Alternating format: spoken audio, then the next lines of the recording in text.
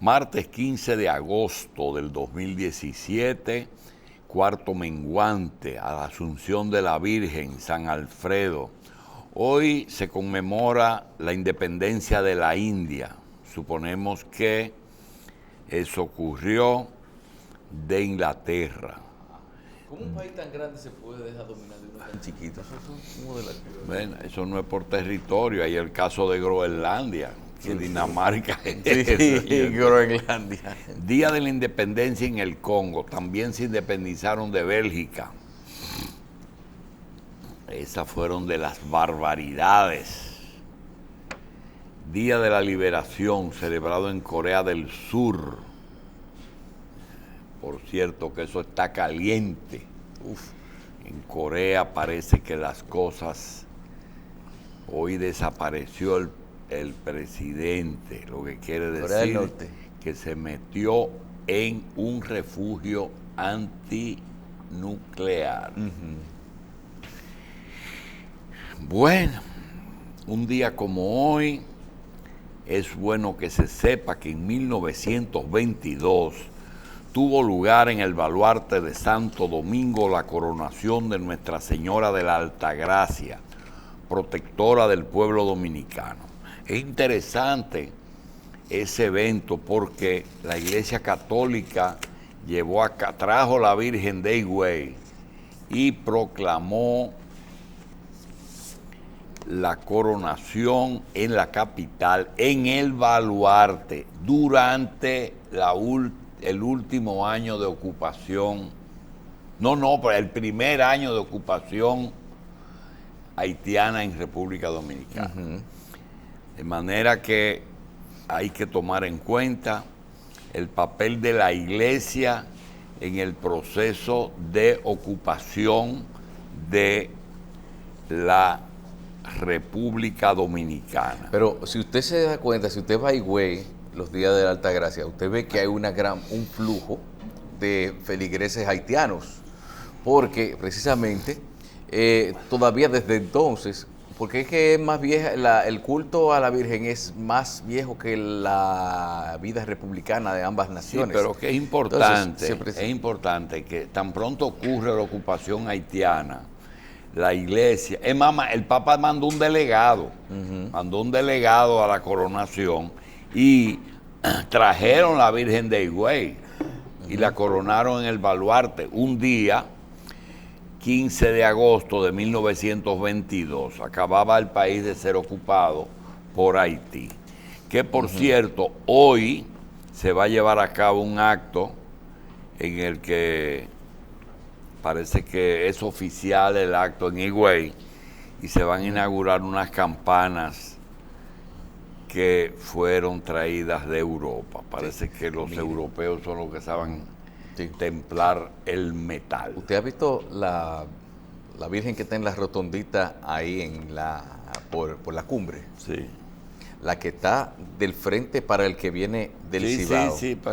Esa es una imagen hecha en cerámica que originalmente estaba en la ermita de Higüey.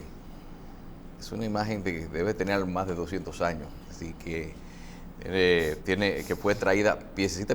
Yo entendía que esa era la que estaba en el puesto de militar que está en la carretera vieja, ese fue donde los perros los entrenan. Sí, ese fue el segundo emplazamiento. Que la pusieron ahí supuestamente para que... Ahí se hacían dos cosas. Se estaba la Virgen y había un guardia en una mesita que tú le decías, fulano de tal, placa tal, Santiago Santo Domingo. Ese. Sí, que también me dicen también que parte de una de las razones por las cuales se ponía la Virgen ahí era porque había que frenar, porque había que reverenciarla, o sea que si no hubiese mucha gente que hubiese seguido de largo también. Pero ese fue el segundo emplazamiento, porque el primero estuvo en Higüey.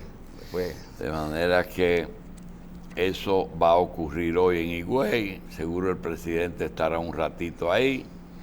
Y en el día de hoy nacieron Nehemías Castillo Acosta, pastor, Arnulfo Reyes, médico y expresidente de lo que fue la Asociación Médica Dominicana, claro. El dirigente PLDista Felipe Payano, el Jay, el técnico de radio don Nildo Mesa, técnico de radio e inspector de migración.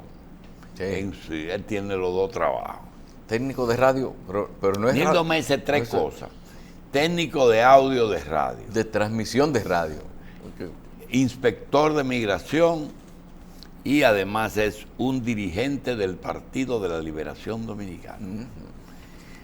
También José Smelling Encarnación Vizcaíno, Joshua Emil Ventura Angomás.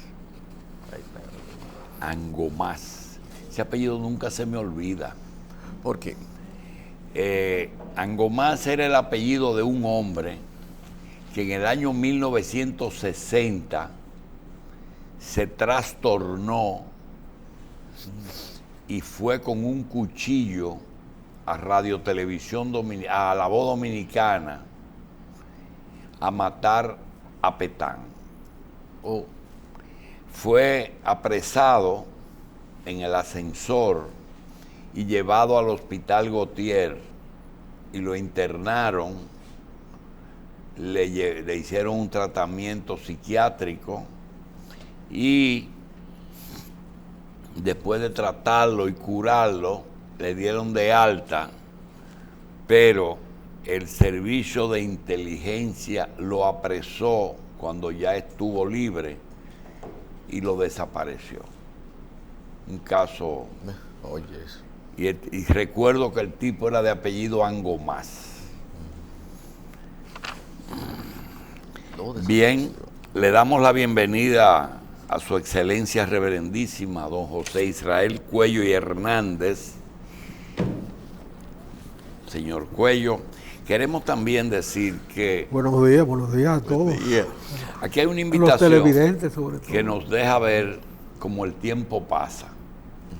Uno no se da cuenta de que ahorita estábamos hablando de la autopista Duarte, en lo que era la cumbre, las vírgenes y los puestos de chequeo, y que uno pudo ver cómo los viajeros tenían que pararse en algunos sitios, en una fortaleza, a decir su ruta, de dónde y hasta dónde iban.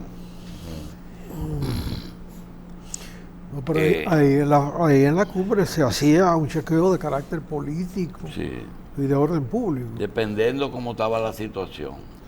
Por ejemplo, cuando los Trujillo, porque fue negro sobre todo, se involucraron en el negocio del aceite vegetal, del aceite de maní. Negro llegó a ser presidente de la Manicera en alguna oportunidad, con su nombre y apellido. Y traer una botella de manteca del Cibao era un delito mayor. ¿Qué? Sí, una forzada adecuación de las costumbres dominicanas a una cosa, a un consumo más saludable que era el aceite de maní. Que era el aceite de maní con respecto a la manteca de puerco que era el competidor del aceite de maní. No, era el predominante. Era el que se usaba todo el mundo. Usaba todo el mundo. Sí. Bien. Todavía Cuba no ha podido hacer eso. ¿Usan la manteca? Siguen usando la manteca. Todavía hoy, con 60 años de dictadura, no pudo corregir esa deficiencia costumbre alimenticia. Carlos, ayer tú decías algo y recordé los chequeos. Parece que aquella investigación que se hizo de que realmente el Alzheimer te permitía recordar cosas de atrás. Ayer tú decías que en el viaje que hiciste viste que algunos vehículos ya tenían más de 5 números, 6 números. Que ya, si siguen entrando, si sacan a la calle, si se llegan a vender todos los vehículos que actualmente están en los dealers, ya va a haber que ponerle 7 dígitos a la placa de vehículo. Pues ayer recordé algo que ahora lo refresco con el tema de los chequeos. Yo recuerdo en el año 1952 que en el cercado llegaron por primera vez unos pastores de la iglesia menonita. Y esa iglesia es muy rígida, muy estricta, es muy estricta. RT. Y en mi casa compraron un carro. Y ese carro, la única persona que venía a la capital era uno de los pastores que era amigo de la familia. Y yo recuerdo el número de la placa por la forma que él pronunciaba, era un norteamericano, Sí. pronunciaba el número, y me recuerdo que eran de 4 cifras. El carro era 2191. Entonces el guardia le pedía que lo repita siempre por la forma que él lo decía. En los diferentes, había que decir en San Juan había un cuartel, en Baní había un cuartel, Sí. en San Cristóbal había otro cuartel, y eran 3 de San Juan aquí. Es decir que en el 52 los carros tenían 4 cifras. 4 cifras. Por eso es que un legislador propuso en estos días una placa por provincia, porque así bajarían la... No, y así se identifica mejor en caso de la procedencia y por la seguridad también de quien pueda cometer algo en un carro. Hablando de efemérides, quiero resaltar también que Promese va a celebrar sus 36 años de fundado. Eso lo hizo el doctor Salvador Jorge Blanco, y el primer director fue el doctor José García Ramírez. Cuando Promese se hizo fue en el 84, y ahora tienen 33 años. El doctor Miguel Ureña, que es un infectólogo que ha sido asesor de esa institución durante muchos años, va a dictar una conferencia sobre el rol de Promese en el mercado de medicamentos genéricos, en el mercado de medicamentos genéricos. Bien, por cierto, que el medicamento genérico tendrá que imponerse en la seguridad social. De otra forma, resulta muy difícil cubrir el costo de las enfermedades al precio de los medicamentos de marca. Sí. Vamos pues queremos decir que ya el Centro de Atención Primaria de Salud Siglo XXI en la Antigua Carretera Duarte está ya ofreciendo servicios mínimos de consulta en las 4 áreas que los servicios de atención primaria ofrecen. Así es que a los afiliados a Humano y a Senasa pueden ya asistir a buscar consultas. Más adelante se abrirán otros servicios. Muy bien. Porque es difícil, Es difícil ajustarse a todas estas cosas. Se parece como a una bomba de gasolina. ¿En qué tiempo podría llegar ese centro a hacer? Perdóneme. ¿En qué tiempo puede llegar ese centro a hacer una clínica de 5 pisos? No debe de ser jamás una clínica de 5 pisos, ni de ninguna clínica. ¿Tú estás arrepentido de eso? El centro médico es la forma de... ¿Cuántas veces tú te has involucrado en clínicas grandes? 2 veces. Una que se fue a pique y esta que va a funcionar. ¿Y otra que cogiste un pique? Que cogí en la que se fue a pique, cogí un pique. No. ¿Y la de Poasi? La de Poasi. La de Mm. Poasi, cuando se reivindicaron los derechos de los furgones, se fue a pique. No, pero eso no fue cuando dejaron de llevar la carga al hombro. No, lo que pasa es que toda la carga llegaba a Santo Domingo y luego crean entonces las dos zainas, oriental y occidental.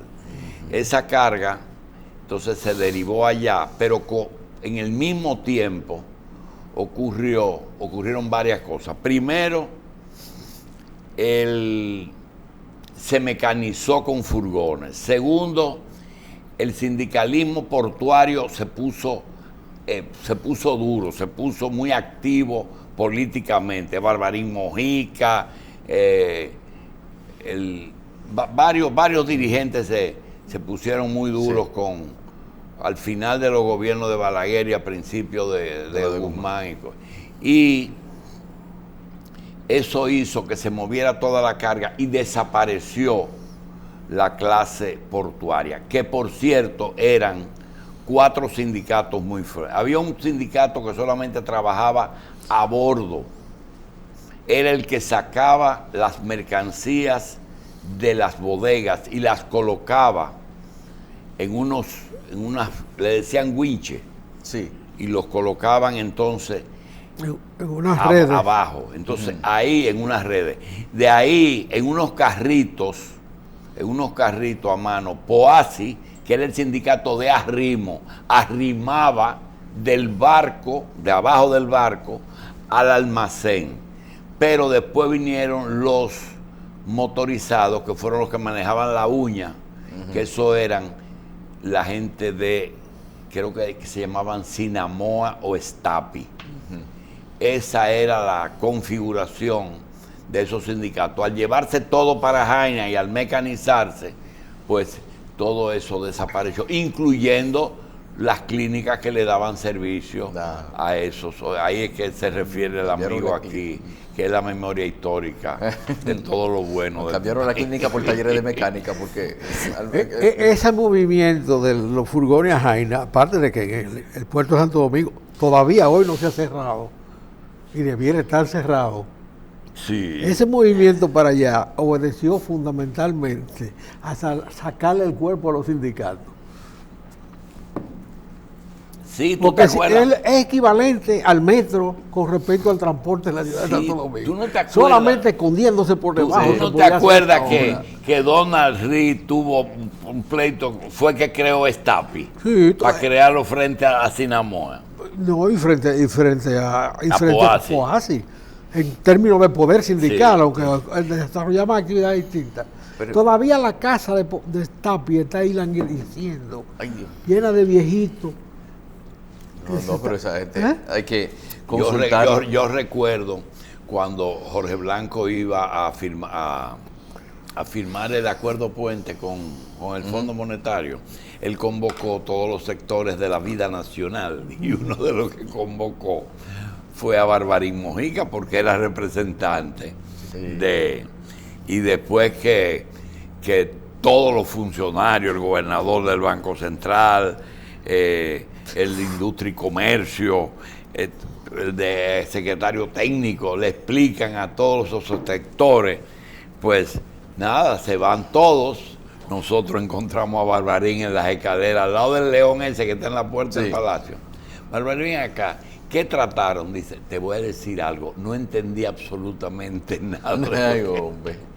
Ahí hablaron de una serie de cosas. Ven acá, doctor y José, ¿era verdad que ahí los trabajadores del puerto también tenían un negocio con la madera de la mercancía, que habían cosas que venían en su caja y ellos tenían como que se les revendía a unos constructores, sobre todo de que los carros venían en caja y que con la caja se vendía a una gente que hacía casa con ella? Pero claro, eso siempre ha existido. Ajá. Pero se hace, era con paleta. Pero se hace con furgones. Sí. Hay amigos de uno, hasta queridos, que viven en furgones hoy. Sí. Ancianos. Sí. En Jaina hicimos furgones regados donde la gente vive. Tú sabes que uno de los problemas que hay, y tengo yo uno grande hoy, que José me va a dar un chance, porque hay amigos de uno, hasta queridos, amigos queridos, que se meten en algunos verigüetos que uno tiene que separar una cosa de la otra. Tengo uno que está echando chispa desde ayer con un comentario que se hizo aquí y yo tengo que aclararle. Dale. Mira, estaba diciendo del problema de los amigos a José Israel y ayer se hizo un comentario aquí que yo quería justificarlo porque después que uno tiene cierta edad no opta por lo mejor, sino por lo menos malo. Después que tú tienes cierta edad, tú te acostumbras a buscar lo que menos problema te dé. Pero con la política es lo mismo. Y resulta que en República Dominicana hay demasiado problema. Pero no es un problema solamente que tenemos nosotros. Nosotros tenemos una América que tiene problemas por todas partes. Ahora inclusive oímos esta semana que es posible que a Venezuela la intervengan militarmente. ¿Tú sabes lo que es en pleno siglo XXI que Estados Unidos se mete en Venezuela? No. Eso es para unificar a América Latina del lado de Maduro. Eso no puede tener otro objetivo. Por irracional que parezca el señor que gobierna los Estados Unidos, no puede tomar una medida sin darse cuenta de la consecuencia política continental que eso tiene. Maduro o Verde, el que presida Venezuela, hoy se fortalece, porque es una locura. Y se distrae también la atención sobre los hechos en Venezuela, pero el mundo está igual. Ahora mismo estamos viendo que el jefe del gobierno de Corea del Norte ya desapareció, porque es posible que él mande misiles a Guam. Y eso está armado, ya las noticias te ponen los dos jefes de las dos naciones hablando de una posible guerra. Entonces, si tú coges los países de América fuera, tienen problemas de corrupción en 12 países serios. Y no descubiertos en el resto. Tenemos problemas económicos en todas partes, con petróleo, con deuda externa, con problemas por todas partes. Y tenemos ahora el caso de Venezuela. Señores, en medio de eso, y de que aquí se hizo un informe en que un grupo de dominicanos de prestigio pusieron su prestigio en riesgo, emitiendo un comunicado diciendo que el acuerdo, que la operación Catalina fue una operación viable, más o menos, en fin, hicieron un informe que detuvo un poco un movimiento que estaba encaminado a demostrar que República Dominicana tiene un solo problema, que ese problema es Catalina y que el culpable es el presidente. Ese era el origen del asunto. Y un amigo muy querido mío, una persona que yo aprecio mucho, apareció de la nada porque no sabíamos dónde estaba y dio unas declaraciones ayer diciendo que el informe Catalina hay que revisarlo. Naturalmente, el informe Catalina, según él hay que revisarlo, se trata de Eulogio Santaella. Eulogio Santaella dice que hay que revisarlo. Las razones por las que él pide, yo la conozco.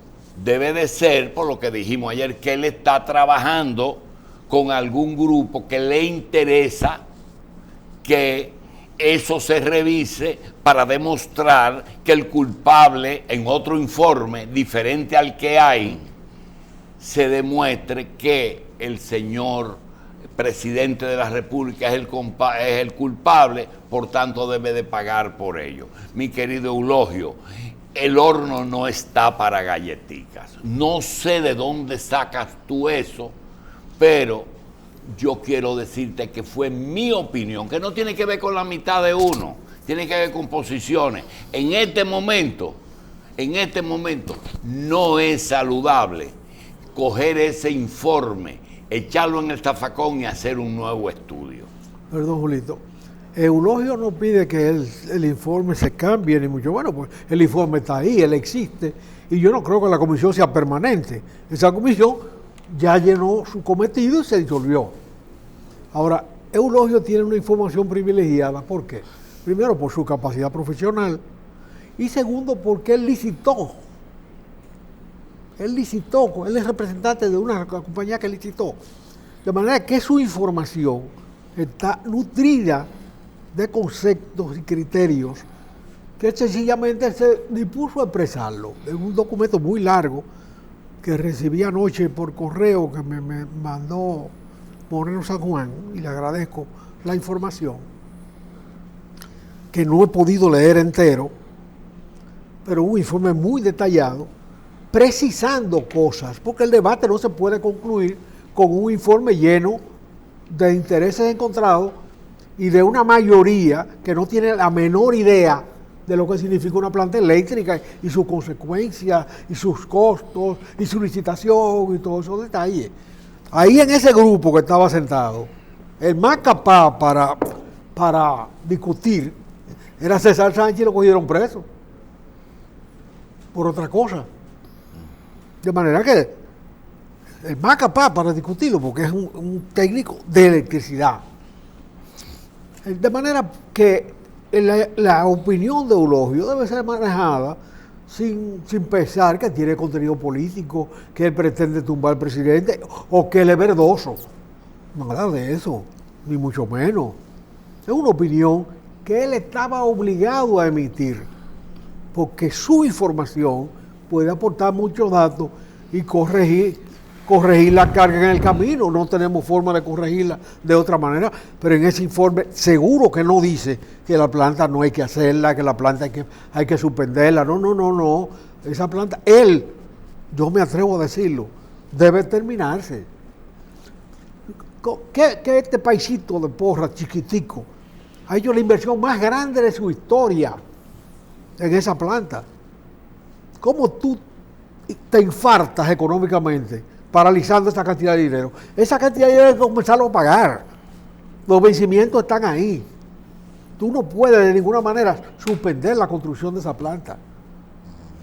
No solamente el sistema energético la necesita, sino que es necesario que produzca, porque cuando se invierte esa cantidad de dinero, sea de tu bolsillo o sea de deuda, sobre todo que el extremo es deuda externa, tú tienes que comenzar a recuperar ese dinero, y eso no tiene otra forma más que terminarlo. Y la racionalidad de Eulogio todos la conocemos, quizás es más de la cuenta, porque él parece medio un conspirador de tan racional que es. De manera que no, ese informe debe conocerse, y yo lo aplaudo que lo haya publicado, que lo haya entregado, porque va a aportar informaciones que permiten corregir la carga, aunque sea en el camino, con todos los peligros que tiene corregir carga en el camino.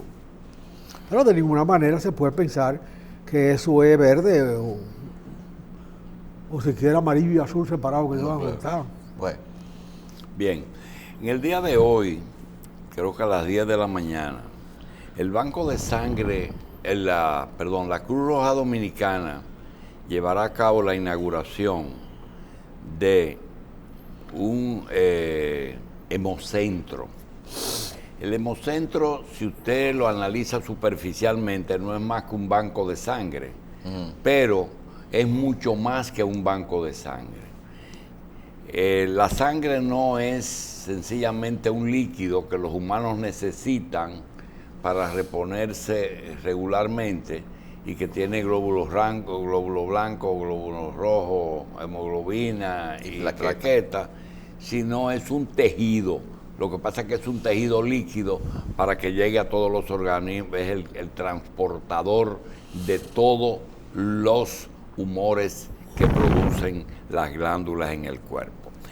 En el día de hoy se llevará a cabo la inauguración de un centro que va mucho más allá de un banco de sangre. Tampoco es un centro para donar. El hemocentro tiene como misión contribuir a satisfacer con criterios de calidad, oportunidad, seguridad y suficiencia las necesidades de la terapia transfusional y banco de tejidos, ahí están células madre y esas cosas, para la población. Igualmente contribuirá a optimizar el sistema transfusional del país y crear una cultura ciudadana de donación voluntaria, altruista y habitual de sangre y de órganos y tejidos. Esa es la parte que tiene lo que es el hemocentro. No solamente sangre, sino órganos y tejidos. Después de, porque hay que hacer la consanguinidad de todas esas cosas. Quería decirles que a las 10, el doña Ligia Lerú y el Consejo Nacional de la Cruz Roja invita a la inauguración del centro de Hemocentro.